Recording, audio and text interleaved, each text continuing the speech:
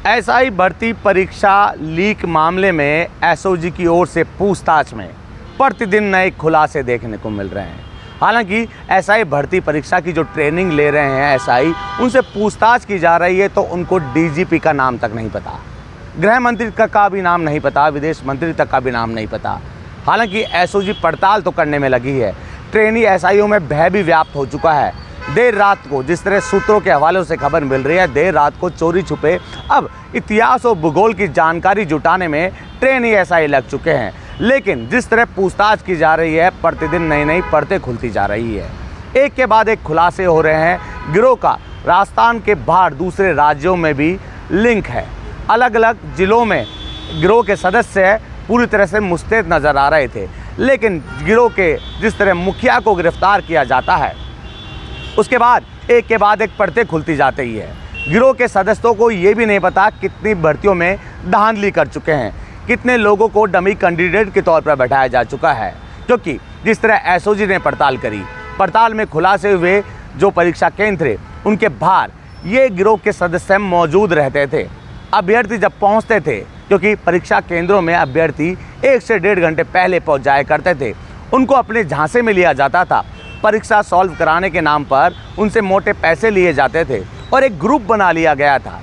लेकिन जैसे ही एक गिरोह के एक सदस्यों को गिरफ्तार किया जाता है, सदस्य की गिरफ्तारी के बाद परतें खुलती जाती है। एक के बाद एक नाम निकल कर सामने आते हैं। और अब यूँ कह सकते हैं, जिस तरह एसआई भर्ती परीक्षा में पास हुए या फिर फर्जी तरीके से पास हुए जो ट्रेनी हैं, उनसे पूछताछ की जा रही है तो परतें खुलती भी नज़र आ रही है।